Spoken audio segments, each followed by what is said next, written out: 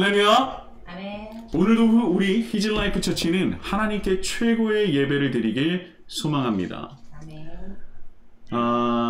요즘 날씨가 낮에는 여전히 덥긴 하지만 그늘에 들어가면 굉장히 시원해졌습니다. 여러분도 다 느끼고 계시죠? 이제 조금씩 가을의 느낌이 나는 것 같습니다. 저녁이나 새벽에는요, 창문을 열어놓을 수 없을 정도로 시원하다 못해 차가운 바람이 불고 있죠.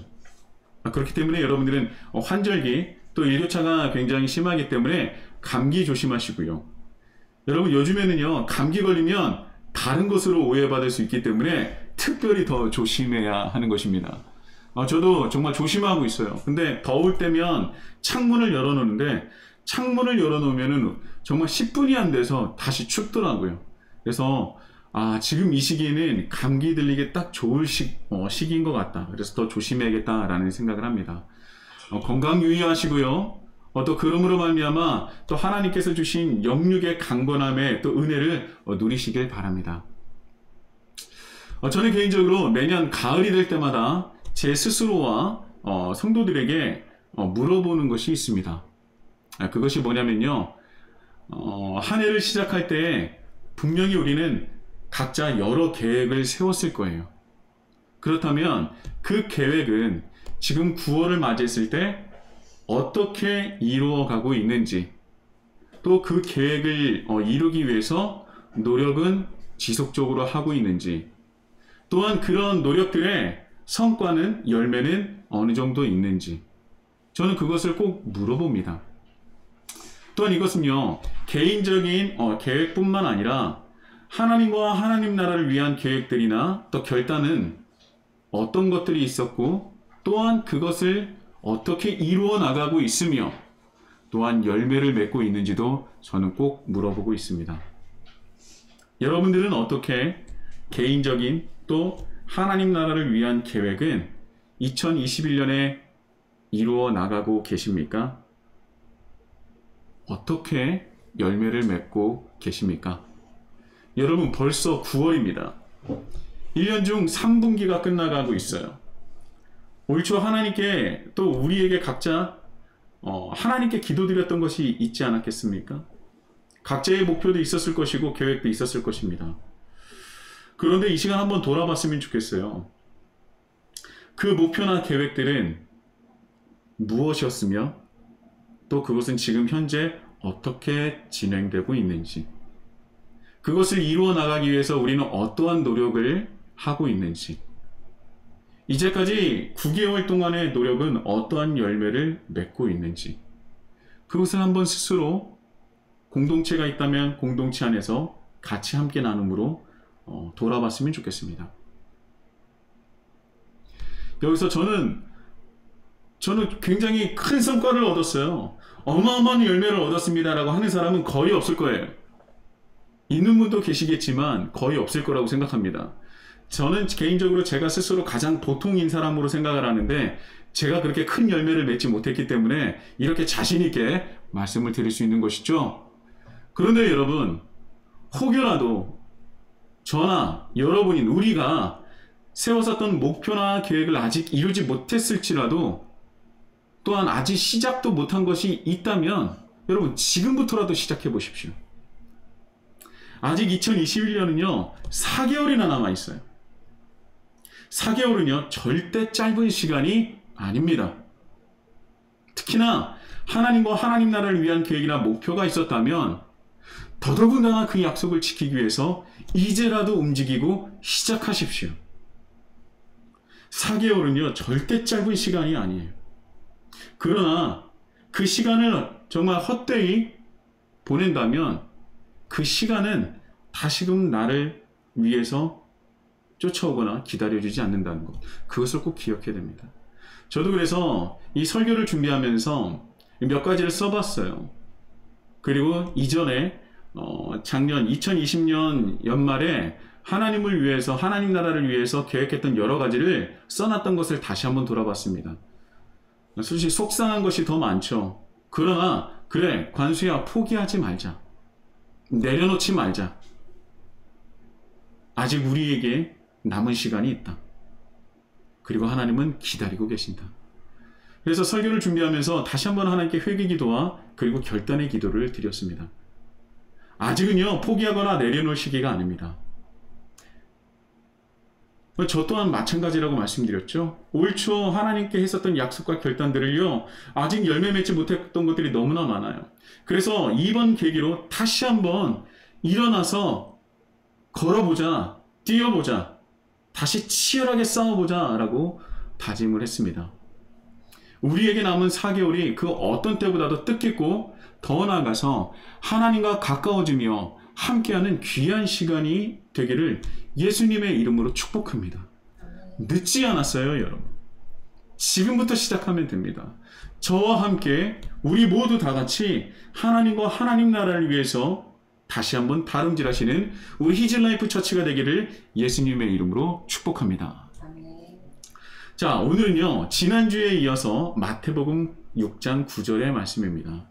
제가 다시 한번 봉독해 볼 테니까 여러분들 지난주에 어떤 말씀이 있었는지, 또 지지난주에는 어떤 말씀이 있었는지 생각해 보시고, 또 하나님께서는 오늘 우리에게 이 말씀을 통해서 어떤 은혜를 주실지 기대하는 마음으로 주님의 말씀을 다시 한번 경청해 보십시오. 그러므로 너희는 이렇게 기도하라. 하늘에 계신 우리 아버지여, 이름이 거룩히 여김을 받으시오며. 아멘. 여러분, 지난주는요, 아버지라는 소재로 은혜를 나누었습니다. 하나님은 우리에게 아버지로 다가오셨습니다. 그래서 우리는 하나님의 자녀로 그 특권을 누릴 수 있게 되었죠. 그래서 창조주 하나님을 우리는 감히 아버지라 부를 수 있는 존재가 되었습니다. 여러분, 이것이 우리에게는 너무나도 귀중하고 소중한 특권이며 능력임을 절대 잊어서는 안 될 것입니다. 그리고 지난주에 이어서 오늘은 여러분들과 함께 나누고자 하는 은혜는 바로 이름이라는 것입니다. 여러분에게 이름은 어떤 의미입니까? 여러분에게 있어서 이름이라는 것은 어떤 것을 뜻합니까? 여러분들은 이름이라고 생각한다면 무엇을 떠올리십니까? 여러분, 이름이라는 것은요, 저는 나의 정체성을 나타내는 것이고, 또 이름이라는 것은 누군가와의 그 관계를 맺기 위해서 꼭 필요한 것이다 라고 생각을 합니다. 먼저 나의 정체성을 나타내는 거예요. 이것은 분명히 여러분들 동의하실 겁니다. 그런데 여기가 우리 정체성뿐만 아니라 한 걸음을 더 나간다면 이 이름이라는 것이 왜 필요하냐면, 어떤 사람을 만나게 되면 처음으로 통성명을 하지 않습니까? 자, 바로 이 관계를 맺기 위해서 꼭 필요한 것이고, 관계를 맺기 위해서 이름이 필요했던 것이 아닌가라는 생각을 해요. 그리고 그 안에서 나를 나타내는, 나를 대표하는, 나를 표현하기 위해서 대표성을 가진 것이 바로 이름이라는 것입니다. 우리나라는요, 이 통성명을 할 때 이름을 묻고 난 다음에 우리나라는 조금 더 나가는 것 같아요. 뭐 출생 지역이나 나이를 물어보기도 하고요. 그분의 무슨 학력이나 이런 것들, 뭐 혈연, 지연, 학연 이런 것들도 물어보지 않습니까? 이 모든 것들이 관계를 맺기 위한 것이고요. 그것의 시작점은 바로 이름이라는 것입니다. 네, 거듭 말씀드리지만 이름이라는 것은 나의 정체성을 담고 있습니다. 그래서 나의 정체성을 표현하기 위해서 가장 먼저 사용하는 것이 이름이라는 것이죠. 이름이 곧 나이며 나를 대표하는 것입니다. 이름이라는 것은 여러분들, 제가 이렇게까지 뭐 거창하게 좀 이렇게 표현을 했는데, 여러분들이 생각하는 이름이라는 것은 무엇입니까? 여러 가지의 그 정의가 있을 거예요. 그런데 하나님께서 우리에게 그 이름을 말씀해 주시고 드러내시고, 또한 그것을 우리에게 허락하신 이유를 오늘 여러분들과 그 은혜를 함께 나누고자 하는 것이죠. 이름이라는 것은요, 그 가문을 말하기도 합니다. 그래서 지금은 많이 약해지기는 했지만 지금도 여전히 족보라는 것을 기록하지 않습니까? 그 안에 제 이름이 기록되는 것이죠. 재미있는 것은요, 그 이름이 가족의 끈끈함과 가족애를 더해주기도 합니다. 이름이라는 것은 여러 가지의 그 기능이 있는 것 같아요. 이전 월드컵 때요, 아이슬란드 축구 대표팀의 그 이름을 볼 때 사람들이 깜짝 놀랐습니다. 왜냐하면 모든 선수의 이름이 SON, son으로 끝났기 때문이죠. 뭐라고 시작해도 맨 마지막은 뭐로 끝난다고요? son으로 끝나요. 무슨 son, 무슨 son. 여러분들도 한 번쯤은 다 들어보셨을 겁니다. 스칸디나비아 반도 안에 있는 국가에서도 아직 남아있는 전통이기도 한데요. 아이슬란드에서는 아직도 그 전통을 고수하고 있다고 합니다. 근데 특이하게 아이슬란드 사람들은요, 특별한 성이 존재하지 않아요. 그리고 그 성을 대신하는 것이 바로 누구누구 손으로 끝나는 것인데, 여기서 바로 누구누구는 그 사람의 아버지 성함인 것입니다.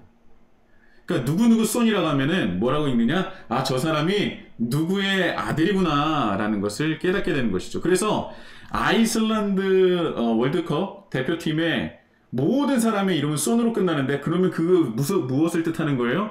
아, 이 선수는 누구의 아들이구나 라는 것을 알게 되는 것입니다. 이를테면 이런 거예요. 제 이름이 다비드고, 그리고 아버지의 이름이 핀이라면 그 사람은, 저는 다비드 핀손이 되는 겁니다. 전혀 이해를 못 하시는 것 같은데 다시 한번, 그래요? 예. 제 이름이 다비드고 아버지 이름이 핀이라면 저는 다비드 핀손이 되는 거예요. 그래서 아이슬란드인의 성이라고 한다면 바로 아버지의 성함과 아들을 뜻하는 손이 합해진 것입니다. 자기가 스스로 성을 원한다면은 성을 이제 부여할 수도 있다고 해요. 그런데 대부분 아이슬란드인은 아직까지도 누구누구 아들, 무슨 son을 아직은 전통으로 여기는 것 같습니다. 나는 아버지의 아들이다. 그것을 당당히 내 이름 안에 기록을 하는 것이죠. 그리고 아들뿐만 아니라 딸도 똑같이 도띠일이라고 쓴다고 합니다. 이런 문화는 원래 북유럽 전체에서 사용을 했었다고 해요. 그런데 지금은 많이 없어졌고요. 스칸디나비아 반도 안에 있는 몇몇 나라, 그리고 아이슬란드만 지금 지키고 있다고 합니다. 자, 이름이라는 것은 여러모로 나의 정체성을 담고 있고, 또 감은 더 나아가서 나를 대표하기도 합니다. 그리고 이 모든 것을 내포하고 있기 때문에, 그래서 이름은요, 어느 나라나 동서를 막론하고 함부로 부르는 것도 또 함부로 쓰는 것도 예의가 아닌 것이죠. 나의 정체성, 나의 가문, 내가 그 무엇과도 바꿀 수 없는 나의 모든 나 자체가 드러나 있는 것이 이름이기 때문에 함부로 부르는 것도 안 되고요, 함부로 쓰는 것도 안 돼요. 그래서 이스라엘 백성들은 하나님의 이름을 하물며 사람의 이름도 함부로 부르고 함부로 쓰면 안 되는데, 하나님의 이름은 어떻게 우리가 함부로 부르고 쓸 수 있을까? 그래서 이스라엘 백성들은 뭐라고 했습니까? 하나님의 이름을 부르지 못했어요. 그리고 쓰지도 못했습니다. 그래서 하나님을 뜻할 때, 하나님을 말을 할 때 어떻게 했다고요? 돌려서 말한 거죠. 하늘이라고 얘기한 것도 있고요. 그리고 그 이름, 이런 식으로 표현한 것도 있어요. 그래서 이스라엘 백성들은 하늘을 칭하면 하나님이시구나. 그 이름이라고 얘기하면 하나님을 말씀하고 있구나 라는 것을 그들은 알고 있었던 것입니다. 자, 그렇다면 하나님은요, 어떤 이름을 가지고 계실까요? 하나님의 이름은 어떤 이름이 있습니까? 성경에 기록되어 있는 하나님의 이름은 어떤 이름들이 있을까요? 우리가 잘 알고 있는 것은 바로 I am who I am. 아시죠? 나는 나다. 네. 나는 스스로 있는 자다 라고 알고 계실 것입니다. 이것이 이제 출애굽기에 나와 있는 말씀이죠. 모세가 하나님께 당신을 내가 어떻게 불러야 됩니까? 또 애굽에 가서 당신을 어떤 이름으로서 불러야 되고 선포해야 됩니까? 라고 물어봤을 때 하나님께서는 I am who I am. 나는 나다. 나는 스스로 있는 자다. 라고 말씀을 하셨어요. 그런데 여러분, 우리는 이것을 알고 있지만 하나님께서 우리에게 처음으로 다가오실 때는요, 창세기에서는요, 엘 또는 엘로힘으로 다가오셨습니다. 전능의 하나님, 능력의 하나님이라는 뜻을 가진 이름인데요. 처음으로 우리에게 다가오실 때는 이 세상을 창조하신 후 이 세상의 주인이시며 가장 큰 능력을 가지고 계시며 통치자라는 개념으로서 우리에게 엘 또는 엘로힘으로 다가오셨습니다. 그래서 통치자이신 하나님이셨는데, 자, 출애굽기에서는요, 모세에게 우리가 잘 알고 있는 I am who I am, 나는 나다 또는 나는 스스로 있는 자다 라고 말씀을 하셨죠. 어떻게 보면 하나님의 정체성을 알려주신 것인데요, 모세가 하나님은 어떤 분이신지를 물어봤기 때문에 그렇게 말씀을 하신 것이 아닌가라는 생각을 합니다. 나는 스스로 있는 자다라는 것은요, 히브리어로 직역을 한다면 나는 되고자 하는 대로 되는 나다라고도 해석할 수 있어요.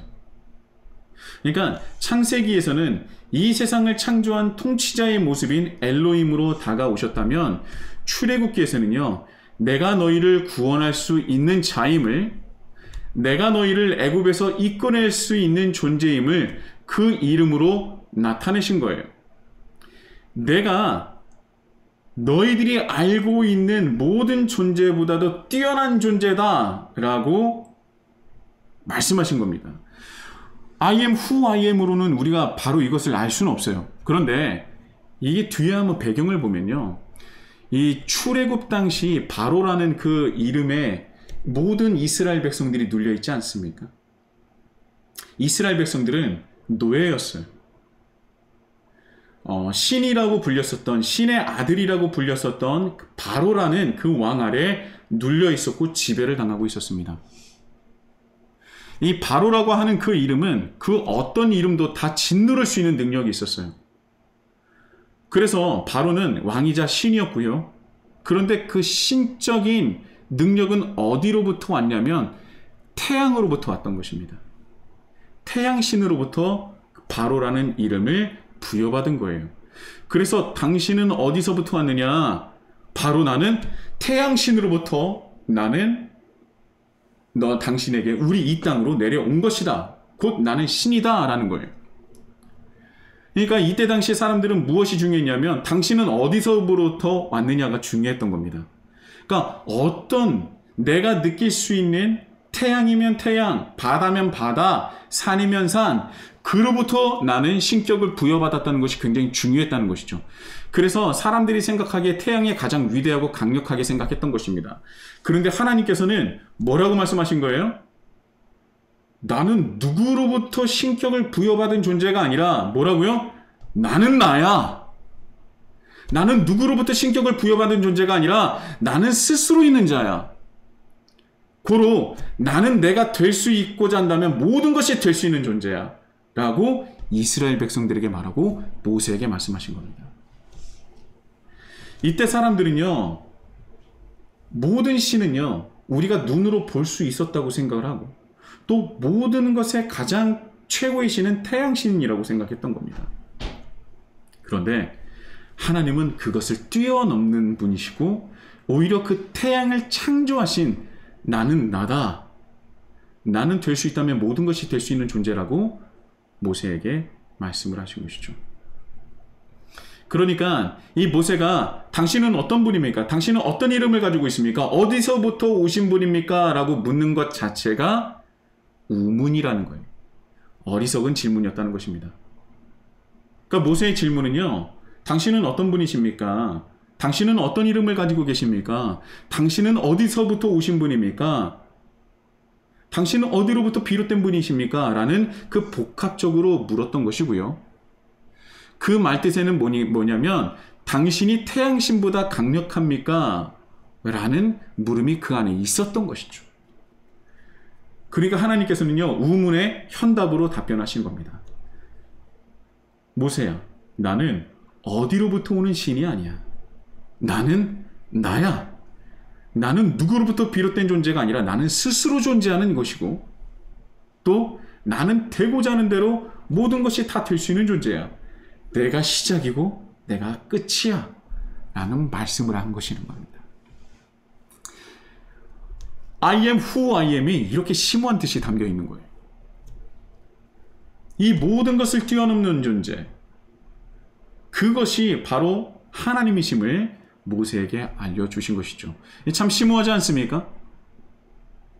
처음에는요, 우리에게 엘 또는 엘로힘인 그 통치자의 모습으로, 그리고 나는 나다라는 구원자의 모습으로 하나님께서 우리에게 자신의 이름을 알려주셨어요. 그리고요, 하나님의 이름은 이것이 끝이 아닙니다. 그렇다면 우리를 구원하실 하나님의 그 이름, I am who I am, 나는 나다, 나는 스스로 있는 자다, 나는 될 수 있는 것을 모두 될 수 있는 자다 라는 그것을 경험한 이스라엘 백성들이 자신이 느끼는 하나님의 이름을 부르기 시작합니다. 그것이 무엇이냐? 여호와 이레, 모든 것을 공급하시고 준비하시는 하나님, 여호와 라파, 치료의 하나님, 여호와 니시, 우리의 깃발 되시는 하나님, 여호와 샬롬, 평안의 하나님, 여호와 라하, 우리의 목자 되시는 하나님, 여호와 치트게누, 우리의 의 되시는 하나님, 여호와 삼마, 이곳에 함께 하시는 하나님, 이곳에 계시는 하나님. 이 중에서 여러분들이 들어보셨을 것도 있고 처음이신 것도 있을 텐데, 하나님은 이렇게 우리에게 다양하게 임하시는 거예요. 이렇게 다양하게 우리에게 임하시는 겁니다. 이 무엇이냐? 우리의 가장 필요로 한 모습으로 또 우리를 구원하시고, 우리의 필요에 따라 때마다 시마다 가장 알맞는 이름으로 우리에게 다가오시는 분이라는 겁니다. 하나님은 처음에 우리에게 통치자의 모습으로 다가오셨어요. 그리고 두 번째는 우리에게 내가 널 구원할 자다. 나는 나야. 나는 모든 것이 다 될 수 있고 나는 스스로 있는 존재야 라는 구원자로서 우리에게 다가오셨고요. 그 이후에는요, 우리가 가장 필요한 모습으로 하나님께서는 우리에게 그때마다 시마다 우리에게 찾아오셨다는 것이죠. 하나님은 우리에게 우리와 함께 계시다는 것을 그 이름으로써 알려주셨고요, 깨닫게 해주셨던 것입니다. 그래서 하나님의 이름 자체는 우리에겐 감사요, 기쁨이고 승리인 것입니다. 할렐루야! 여호와 하나님의 이름이 우리와 함께 계시는 줄 믿습니다. 요즘 너무나 힘드실 수도 있어요. 어려우실 수도 있습니다. 괴로우실 수도 있습니다. 그때 여호와의 이름을 불러보십시오. 그렇다면 우리에게 가장 필요한 여호와의 이름으로서 우리에게 찾아와 주셔서 우리가 감사할 수 있도록, 우리가 주님 안에서 기뻐할 수 있도록, 주님 안에서 분명히 승리할 수 있도록 우리를 분명히 이끌어 주실 줄 믿습니다. 우리만의 하나님의 이름이 있었으면 좋겠어요. 우리만의 하나님의 거룩하신 이름이 있었으면 좋겠습니다. 그리고 그 은혜를, 하나님의 이름을 통해서 은혜를 누리셨으면 좋겠습니다.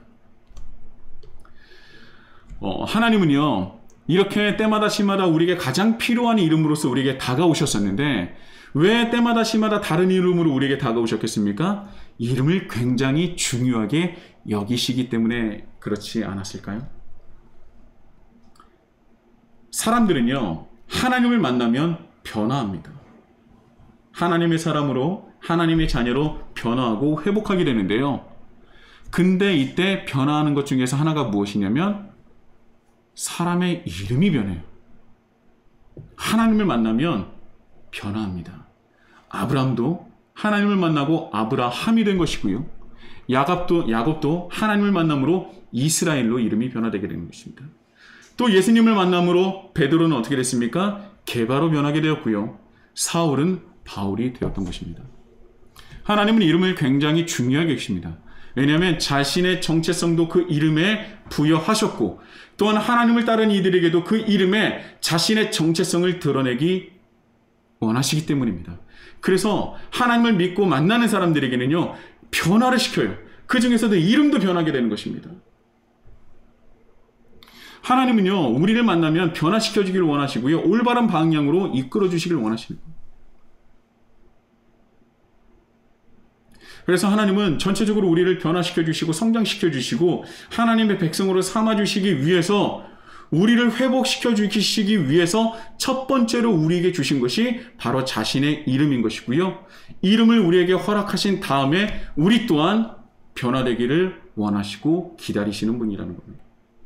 지금은 하나님께서 우리의 이름을 변화시켜 주시진 않아요. 아브라함이 된 것처럼 이름이 변화되지는 않습니다. 그러나 우리가 완전히 변화되기를 원하시는 것이죠.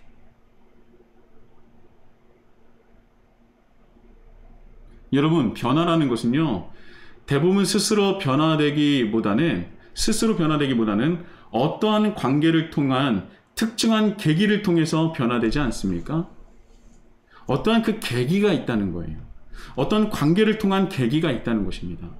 아브람도 야곱도 사레도 하나님과의 관계를 시작으로 하나님께서 역사하시는 그 계기를 통해서 변하게 된 것이죠.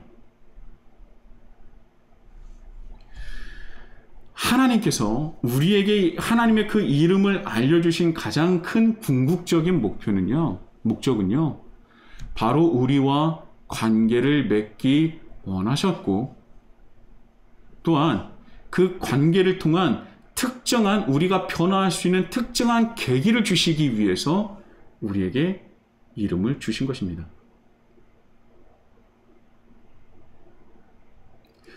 그리고 하나님과의 그 만남을 통해서 우리가 특정한 계기를 갖게 되는데, 이 특정한 계기는 바로 하나님과의 인격적인 관계를 통해서 시작된다는 특징을 가지고 있어요.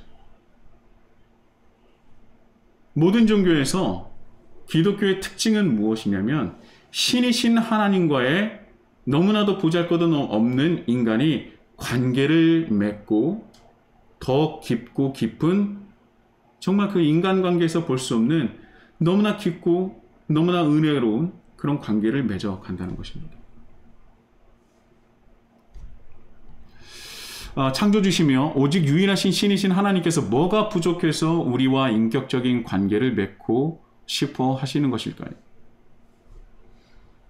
여러분, 근데 하나님과의 관계는 또 우리가 먼저 원한 것도 아니에요. 하나님께서 직접 우리에게 먼저 다가오셔서 인격적인 만남과 그 관계를 맺고 싶어 하신 것이죠. 왜 하나님은 뭐가 부족해서 우리와의 인격적인 관계를 맺고 싶어 하시는 것입니까?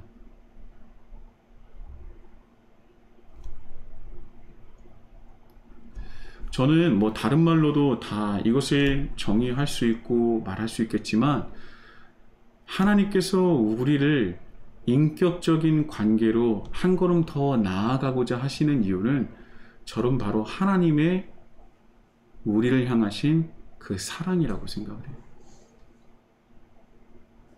하나님이 우리를 너무나 사랑하셔서 모든 것이 다 있고 필요가 없으신, 부족함이 없으신 분인데도 불구하고 우리를 너무나 사랑하셔서 우리에게 직접적으로 다가오셔서 우리와 직접적으로 관계하고 소통하고 싶어 하신다는 것.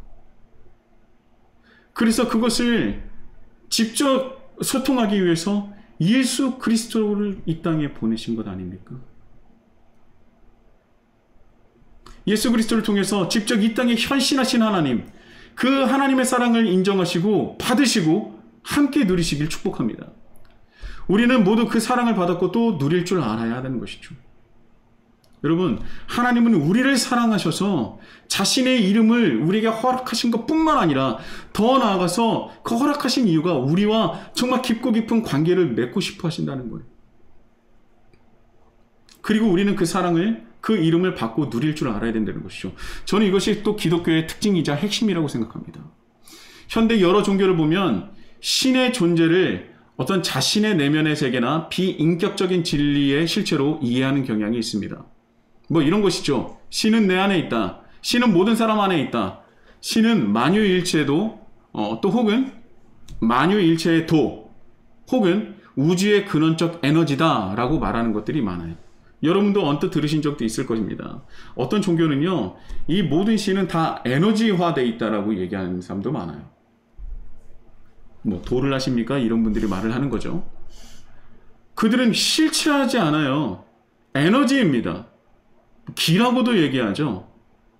그리고 또 어떤 종교는 신은 다 네 안에 있다 라고 말을 합니다. 그런데 이 모든 신은 뭐입니까? 실체화되지 않았어요, 여러분. 실체화되지 않았으니까 영적이고 또 에너지 등으로 표현할 수밖에 없는 것 아니겠습니까? 그런데요, 우리 기독교는요, 하나님께서는 실제하시고 또 이 땅에서 실체화하지 않으셨습니까?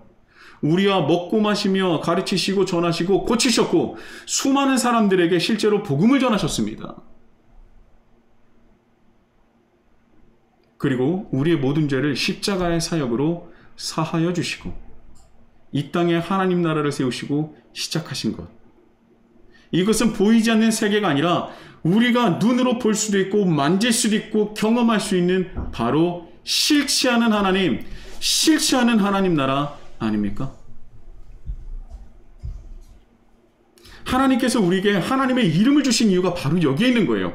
나는 실체하고 있고 나는 현존하고 있다는 것을 우리에게 알려주시고 더 나아가서 나는 너와 정말 깊고 깊은 관계를, 인격적인 관계를 맺고 싶고 내가 너와 함께하고 싶다라고 우리에게 다가오신 것이죠.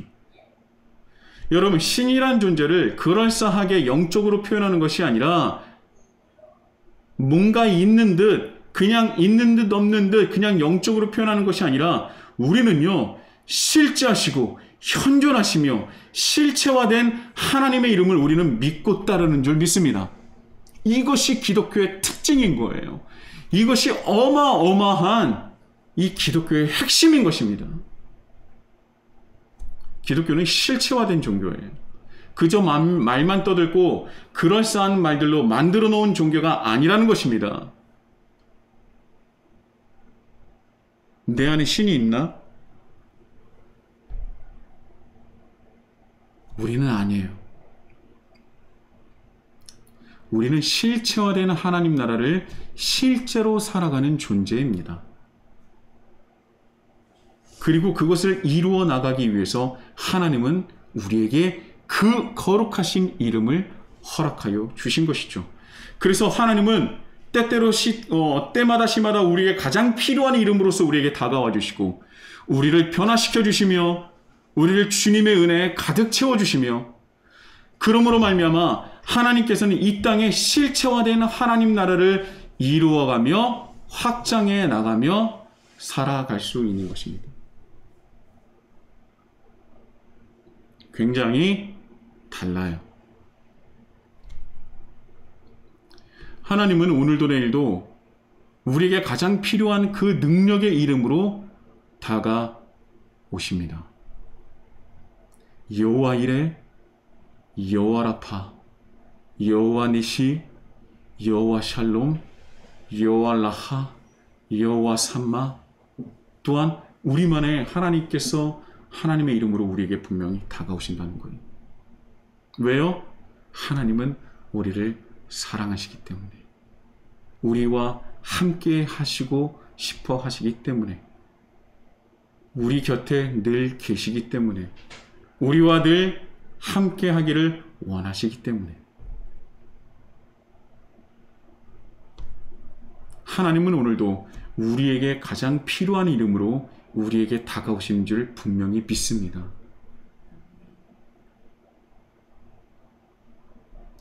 하나님은요, 우리와 그 인격적인 그 뜨겁고 깊고 정말 열정적인 관계를 맺기 위해서 자신의 모든 것을 우리에게 드러내시고 우리에게 주신 것입니다. 우리는 그런 축복받은 존재라는 것을 절대 잊지 말아야 하는 거예요.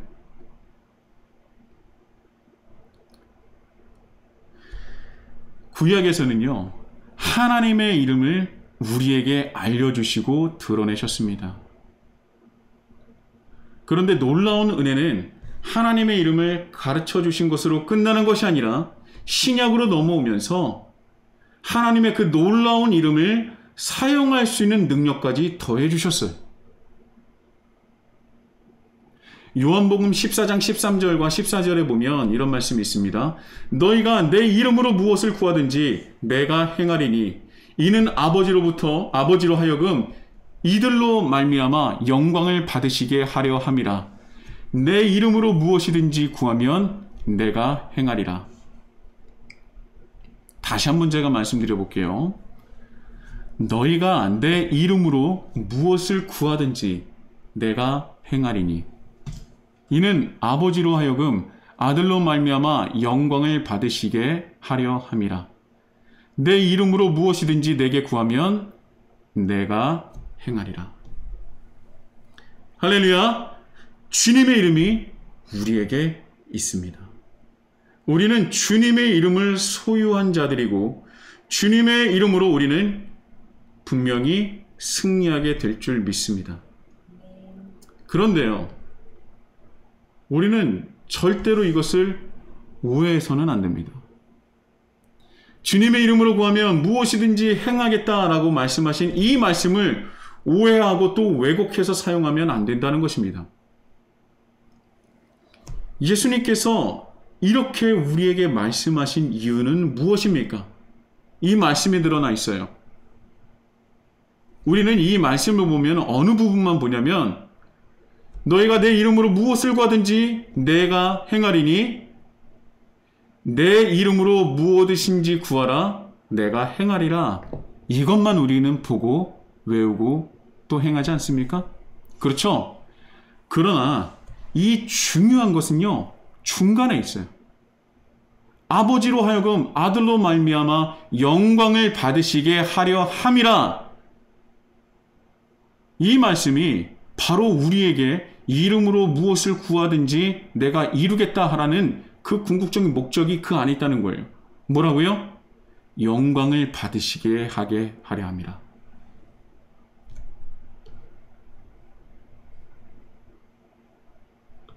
우리가 하나님의 이름으로 우리가 구하는 것은요, 하나님의 영광을 위해서 구해야 되는 것입니다.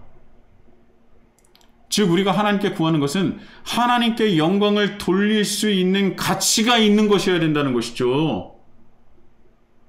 쉽게 말하면 하나님의 영광이 될 수 있는 것입니다. 하나님께서 기뻐하시는 것, 하나님께서 원하시는 것, 하나님께서 우리에게 명하셨던 것으로 볼 수 있다는 것이죠. 하나님께 영광이 되지 않을 것들을 구해봐야 그 아무 소용없는 것 아닙니까? 하나님께서는 그런 거, 하나님께 영광이 되지 않을 것들을 구하라는 것이 아니에요. 여러분 10년 전만 하더라도요, 우리 어린 아이들의 장래 희망이 대부분 연예인 아이돌이었습니다. 그런데 지금은 뭐예요? 유튜버예요. 지금은 대부분 아이들이 유튜버를 하고 싶어 합니다. 제가 잘 알지는 못하지만 유명한 유튜버가 있습니다. 거듭 말씀드리지만 저는 그분을 잘 몰라요. 그런데 제가 이 말을 듣고 한번 그분을 찾아봐서 실제로 그분이 함께하는 시청자들, 실시간 스트리밍으로 함께하는 분들과 그 소통하는 가운데 그 내용을 제가 들었습니다. 그 내용이 뭐냐면 굉장히 유명한 유튜버인데 실시간으로 함께하는 그 시청자들이 물어보는 거예요. 소통의 시간이었으니까 종교가 뭐예요? 라는 질문에 이렇게 답합니다. 저는 교회에서 세례를 받았기 때문에 종교란에 기독교라고 쓰지만 하나님을 믿진 않는다 라고 답을 했어요. 그러니까 다시 한번 물어봐요. 왜요? 그 질문에 다시 한번 이제 대답을 하는데 뭐라고 대답을 하냐면 하나님이 기도를 한 번도 들어주시지 않아서요 라고 답을 했다고 합니다. 그가 가지고 있었던 종교는 뭐냐면 기독교였던 거예요. 그래서 지금도 종교란에는 기독교라고 쓰지만 하나님을 믿지는 않는데요. 왜요? 하나님이 내 기도를 한 번도 들어주시지 않아서. 저는 그 말을 듣고 심적으로 참담함을 느낄 수밖에 없었습니다. 이것은요, 저와 같은 목회자들이 철저하게 옷을 찢고 머리에 재를 뿌리며 회개해야 될 부분이에요.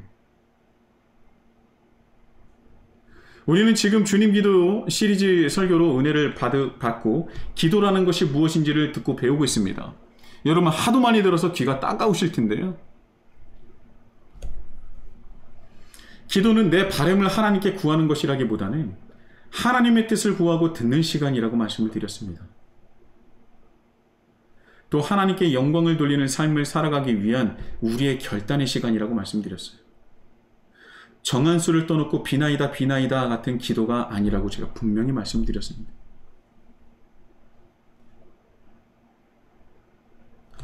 하나님의 우리에게 거룩하신 이름을 주시며 허락하시고 또 하나님의 이름을 사용할 수 있는 권한과 권세와 특권을 주신 이유는 내 바램을 이루기 위해서 주신 것이 아니에요.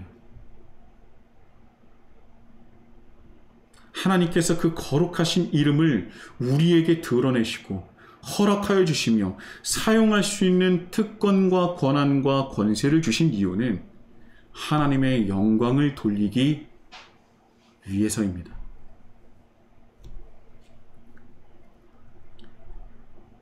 마치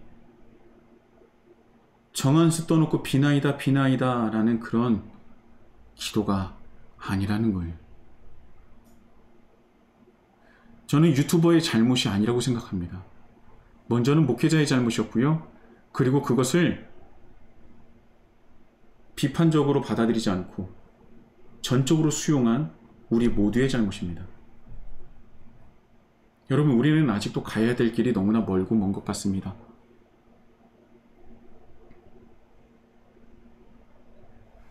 하나님께서 우리에게 자신의 이름을 드러내 주시고 알려주신 이유,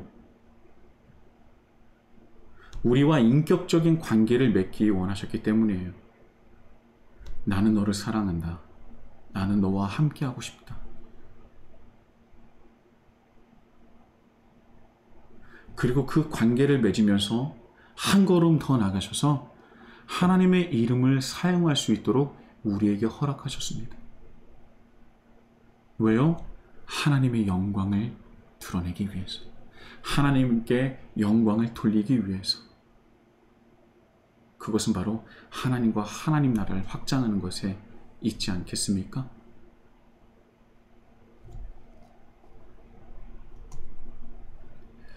성경에 나와 있는 하나님의 이름 안에는요, 하나님께서 이제까지 하신 일, 그리고 지금도 하고 계신 일, 그리고 더 나아가 앞으로 하실 일을 담아 놓으셨습니다. 다시 한번 말씀드릴게요. 성경에서 기록된 그리고 우리에게 드러내신 하나님의 이름 안에는 하나님께서 이제까지 하신 일과 그리고 지금 여전히 하고 계신 일, 더 나아가서 하나님께서 앞으로 하실 일을 담아 놓으셨어요.